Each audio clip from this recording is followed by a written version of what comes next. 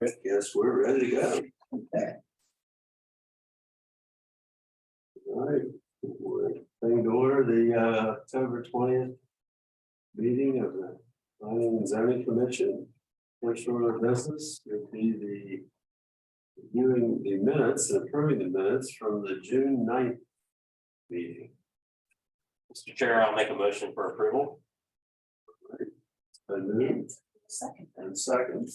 All in favor? Aye. So approve that. First new item is CFT Plaza facade revisions. Okay, Proceed. so this is an amendment to site development plan SS 2216. It's actually being processed as simplified site plan because it's such a minor change. So it's a benefit to the applicant and timing as well.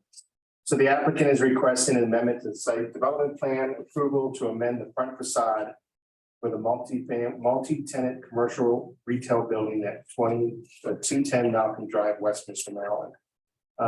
The property is zoned B business zone, and I'm sure you recall that the Planning and Zoning Commission did approve the CFT Plaza site plan S 1929 on February the 11th, 2021 for a 9,210 square feet multi-tenant commercial retail building. Currently at the property, it's being leased by Panda Express, which we're still waiting to open, and Sleep Number. So today the applicant is wanting to amend the front center portion of the facade, try to expand the gray portion. If you look at the examples, you can see a close-up on page 4 of your report, exactly the portion that's being changed. We've asked that they first want to just paint the facade gray. So we asked that they actually provide the same brick material and bump it out to be equal and flush with the existing gray portion.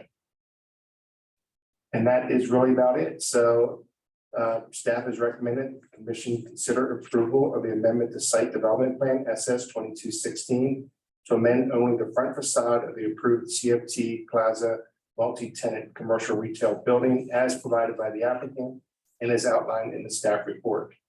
And that concludes my report. I'm available for any questions. Mr. Chair, I have a question.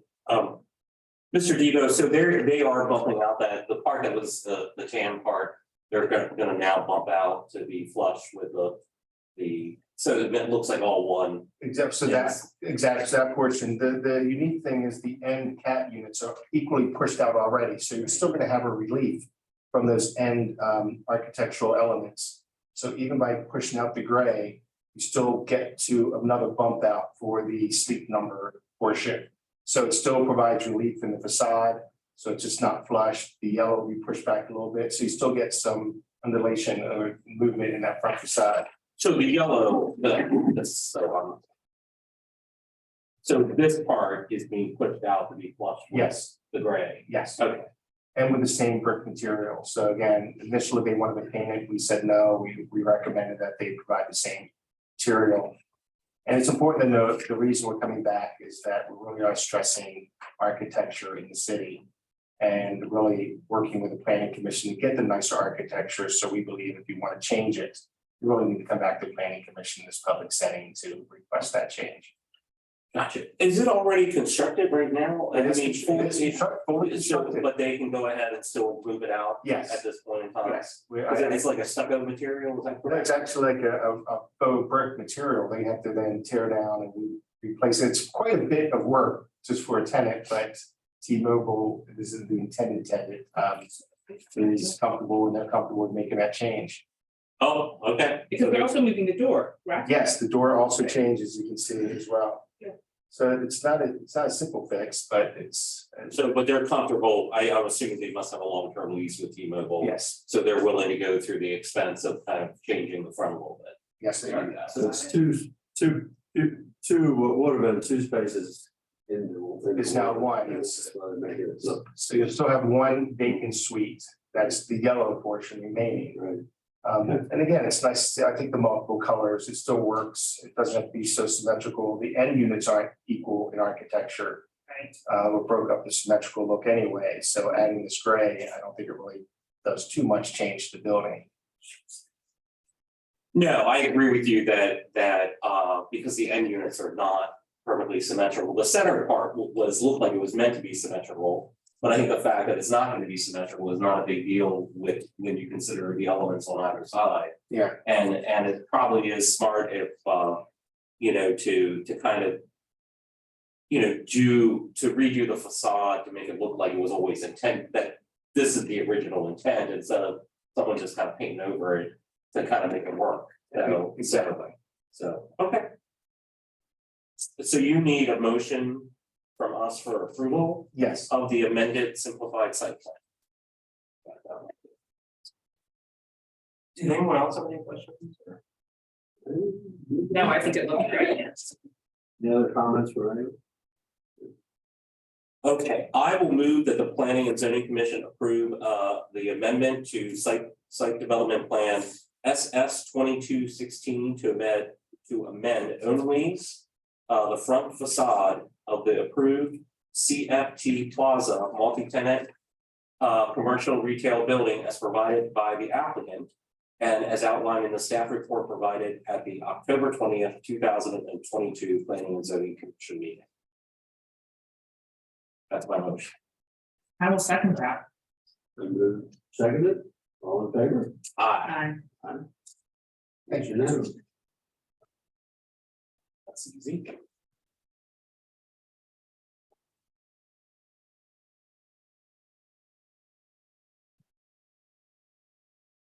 Mr. Diva, just out of curiosity, when do they expect to have that work done or completed? They're ready to move immediately. Okay, gotcha. all right. The next item is the water and sewer master plan. We have Price Wagner with Carroll County here, and he will be presenting this amendment. Yes, so this amendment was brought forward by the city.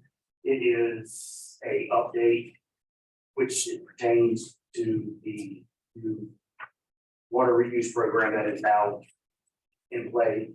And it's just pretty much bringing that information forward, updating the chapters to show the new water reuse program, what it's going to bring, the 500,000 gallons each, which were priority and future, are carryovers from the.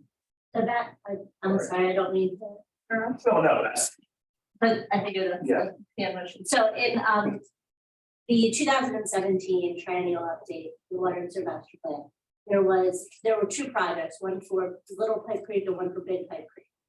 When we went ahead and did the amendment in 2019, I worked with Jeff Lance to make our chapter at that time as accurate as we could regarding what the city's intentions really were. And at that point, it was when we decided to kind of move away from Big Pipe Creek and Little Pipe Creek, maybe not forever, but at least in the next 10 years. And they were moving towards this pilot program at the time of water reuse. So it was at that time, both Little Pipe Creek and Big Pipe Creek had 500,000 gallons each associated with it as a capacity adding project. That was in our table number 15, which is currently in front of you. However, with our amendment, we removed those two projects, but the table was never updated. So the 500,000 gallons for each of those projects were already still in the table approved by MDE. What we're doing is saying that the already approved million gallons, that's actually being attributed to our water reuse project, making sure that that number that's in there already is connected specifically to the water reuse project. This was brought forward by our Public Works Department because they are going through the permitting process, that it needed to be specifically stated in our water and sewer master plan chapters that this is a project that's moving forward with and it needed to be shown in this phasing. So that's essentially the purpose. So back in 2000, I guess 17, we never kind of updated the table, because and so we're going back and fix that, but also we're trying to make it clear to MDE where we're getting the extra million over the next 10 years. Correct. And so And it's not part of the Pipe Creek. exactly, now the Pipe Creek you'll see throughout the chapter. Little Pipe Creek is not necessarily specifically spelled out anymore. Big Pipe Creek is. When I had talked to Mark earlier today, we were just kind of reminiscing about the way that it used to be with water and sewer master plans. Is that it used to be you threw the kitchen sink in there, whatever you thought might happen, you know, in the future, you put it in there. In 2010, and I know I'm saying a lot of dates, but sorry, 2010 is when they changed everything, and they said, if you can't show the direct link within the next 10 years, we don't even want it in your chart. They being MDE, Yeah. Maryland Department of the Environment. So Maryland Department of the Environment said, like, for instance, you could no longer say, I have, we're gonna go reach out to Pennsylvania, right? If you're a northern part of the county, we're gonna reach out to Pennsylvania and we'll work out an agreement. If you didn't have that signed agreement saying that you were happening, they didn't want it in there anymore. But in the past, you could just kind of say these things that were long-term. So Little Pipe Creek or Big Pipe Creek, however, is in the chapter as a, you know, it's a future, maybe something, but it's not, you will no longer see it in our future projects table because it's a 10-year kind of scope. And you won't see any attributing in the table 15 because it's no longer in the 10. So I know this is for the Carroll County, you know, the water sewer master plan. Are those like future things recorded somewhere else on a planning document, or is they kind of institutional not? Because I'm just thinking, you know, in my head, like the one nice thing that everything with the kitchen sink in there is that there's some kind of record, or, you know, what if we all get, you know, run over by a Mack truck tomorrow, you know, no one will remember what these, but so there's not, besides the institutional knowledge at this point. Well, they didn't make you take it out of the text, Oh. but they made you take it out of the project. And then like the project tables that are there and that table, the table 15 in this case for water. Okay, gotcha. You could still say, you know, in the future, like how we did, we were saying, if previously we had said this is a pilot project. And we were looking forward, you know, in the future to look for other So we can water do that. sources, you know. And there was nothing tied to it, but if you're gonna say in your table that I have 500,000 gallons worth of water, they wanna see that project that goes along with it. Understand. Because you can no longer, in the past, it didn't really matter if the table balanced, you had to have, but now you cannot show a deficit from your demand versus your capacity. So a lot of areas decided to use, when I was at the county, we created a long-range planning category, which made it anything that you wanted to continue having a service area, but not be able to serve in 10 years. So we kind of had a shading on your maps that were different. The city of Westminster chose to not move in that direction. Gotcha. Yeah, the water and sewer master plan is a 10-year plan. So if it's not gonna happen in 10 years, then like Andrew said, the long range is where it comes into play. And where you have it in the chapter, but you don't have it shown in any of the tables or in the projects that are going to be within existing from 0 to 10 years. So if they don't show that, then MDE is okay with, like you said, being within the chapter itself, but not any of the tables or The calculations. that happen, correct? So just out of curiosity, for a historical perspective. At some point in time, I guess 2017 or 19, when the decision was made, we are not going to pursue Little Pipe Creek or Big Pipe Creek. We're gonna do water reuse. I was just curious, what was the rationale at that time that we're gonna go down the water reuse phase first? Then address this? Was it that the water reuse was gonna be more cost effective? If I had to speculate, which is all that it is, it might have been more like a permitting, you know, which way would you want to go? They had already been in conversations about this pilot program, you know, and things like that. And they could really see the benefit, you know, of doing something along those lines. But that was a decision Public Works and the city had made prior to me being here and in between my not being at the county anymore and being here. So I don't know the specific answer. I was just curious, but you know, I mean, I think the water reuse project, I mean, it's Oh, phenomenal and I mean, I think we're gonna see a lot more of those types of projects. In Maryland as well as across the nation, I mean, just with the way things are going. But I think that might be a reason why MDE really wants to see this like in the master plan, you know, as a specific item so that when other jurisdictions choose to do these sorts of projects, they can look at us and say, you know, in order to do the permitting, you know, it was in the master plan, you know, and like kind of using us. Too. Yes. Okay, I do think this might have been a quicker way to do it too, because all those others are pretty far out, even that high car, everything like that is pretty far out, and I think it also takes some work over the county with some of those other projects. Yes, This yeah. one, maybe go kind of try to take the pressure off. And yeah, this particular document doesn't affect your water allocation, but MDE looks at that and MDE drives the water usage right off of these. Sure, so it's kind of like, this is the umbrella, and then the allocation is more like the implementation of the Right. thing, so they're kind of they all play together. It's just an extra step that the city goes through with the allocation process. But in every other circumstance, it's the master plan, and then the water and sewer is an implementation of that. Yeah, Because in order to make Yeah. any of those things realized, you need to have water, you Has to need to come have into water to play. be able Has to to be. make that development happen. yeah, this is, so do we need some sort of a motion to approve the amendment? You're actually for certification for the master Looking plan, for sort Oh, of. okay, so we need to make a motion to certify consistency with the master plan. the amendment with this.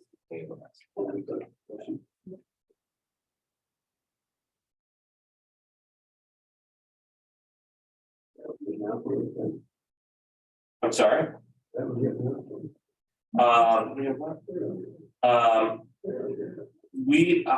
I will make a motion that we, as the Westminster Planning and Zoning Commission, certify that the updated amendment is consistent with the city of Westminster's 2009 comprehensive plan. Correct, Mr. Debo? Correct. So moved. Been moved. Thank you. I will second. it's been moved and second, all in favor? Aye. Here we All are. right.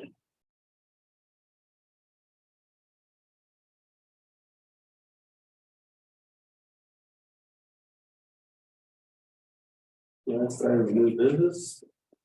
Carol, latest on reports. Thank you. Since it's been a while since I've been here, and had meetings, but a couple of things, obviously the comprehensive rezoning, which we started actually. 2019, or actually before the pandemic, is it like 2018, we're in the very final stretch, the ag and conservation zoning text. We are having our last work session with the county commission on November 1st. And we're hoping we can have on for them to adopt and have a resolution on November the 3rd. So that will be the final aspect total of the comprehensive rezoning, implementing the 2014 comp plan that was approved. Obviously now we have we're in the process of the swing amendment, which I appreciate the approval of the consistency. The next couple of steps, I'm going to City of Town of Hampstead next Thursday. And then our county planning commission will review and certify consistency. Late November. I'm sorry, late October. We are not going to go in front of the Board of County Commissioners until the new board's in.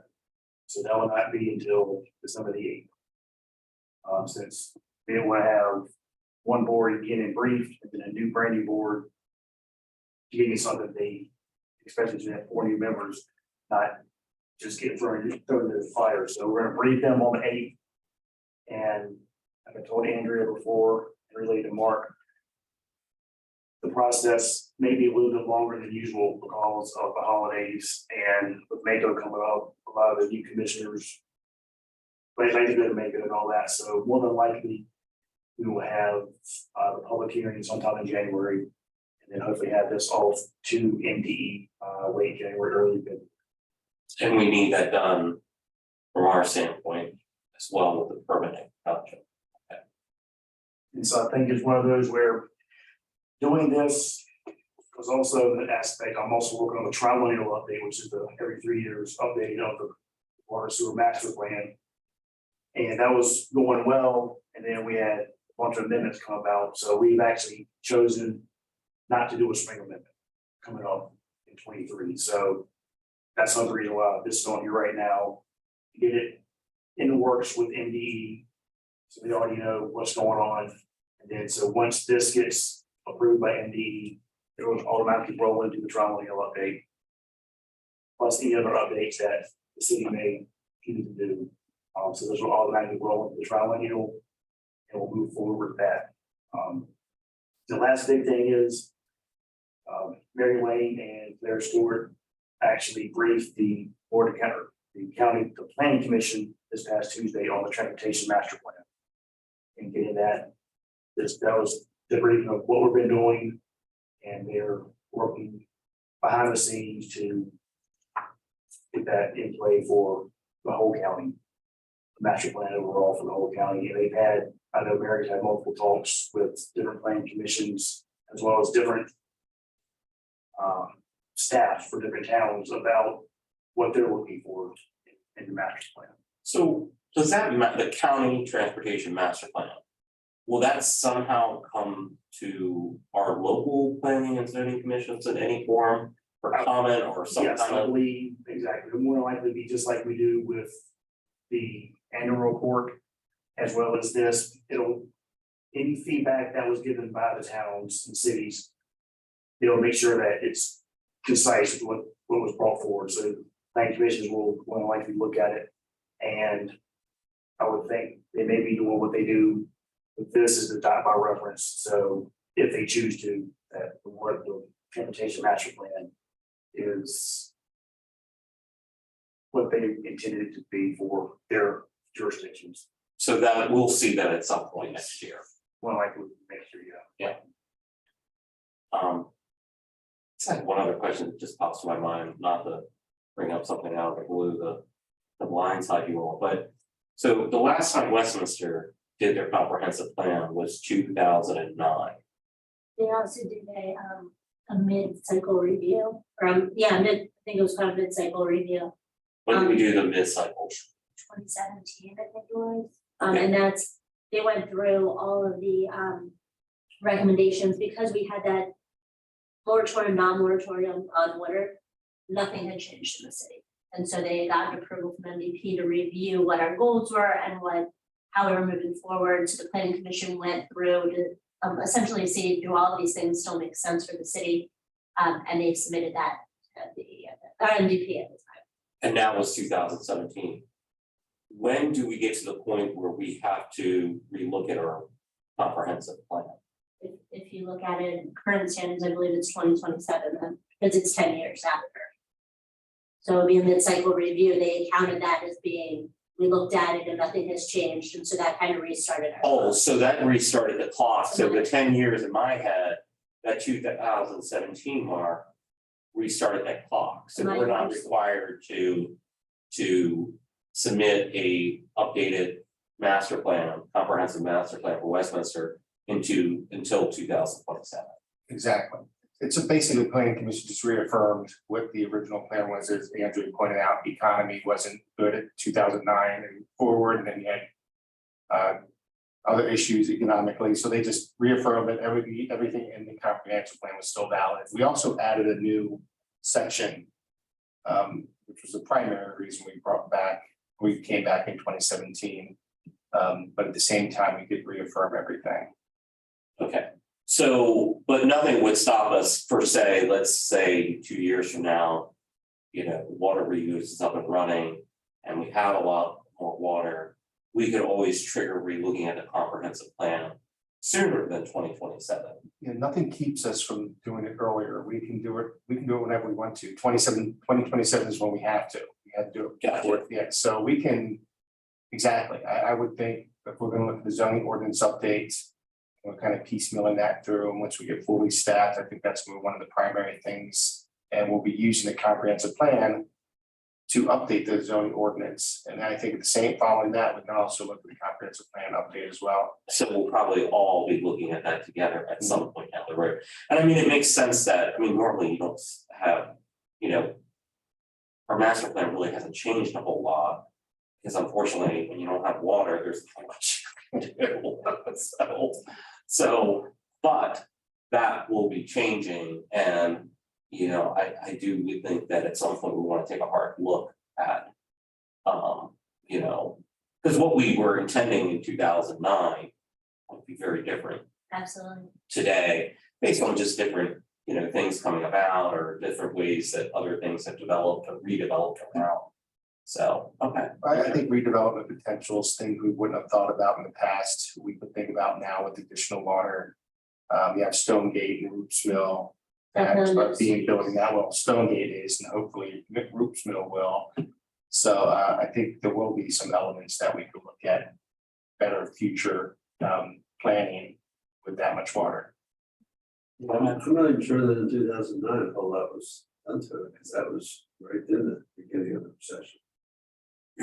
As I recall. I don't know how much I don't changed. remember.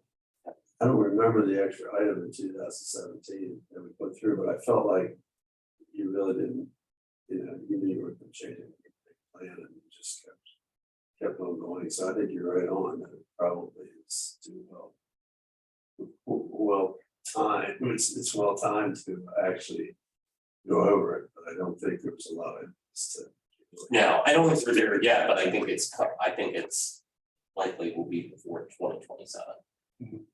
Again, once we start doing zoning ordinance update, we will be looking at the comprehensive plan of action items or recommendations that for that update. And I would think that we probably want to relook at our zoning code. Almost like before, as an earlier step. Instead of before we do, because you want to have the new zoning code in place before you update the, you know, I mean, there's different ways to do it because the county. But ideally, I think there's a lot of discussion that we could have about what the zoning text should be, the new zoning text should be. I in 2009, whatever, 2009, sorry. See, I was messing all that up.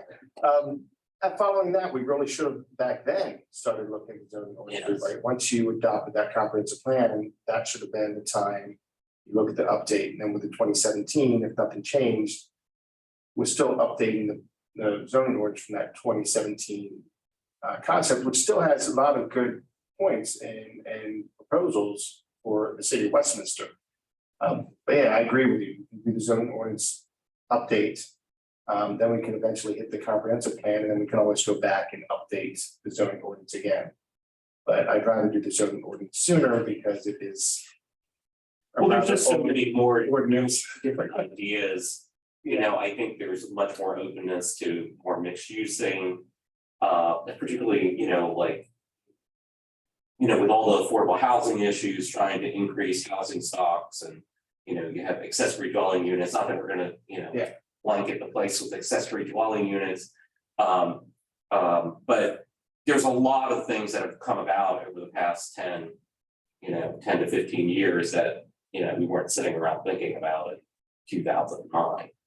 You know, or when the zoning code was ever last updated, it's been a while. As I recall, there was also that area between the city and the county that the Westminster environment surrounds. And no one really wanted to get in. I don't think the county wanted to get into it, and the city, you know, it needed to be a. Well, that's your future, yeah, that's your future growth area. Actually, I think that actually might have been what changed with the 2017, because the municipal growth area element had to be in your documents. And I actually think it had to be included probably prior to then, but because we were where we were at, I think they gave us a little leeway. But we worked in conjunction, the county and the municipality worked together to figure out like those areas, but I think it needed to be spelled out in the document at that point.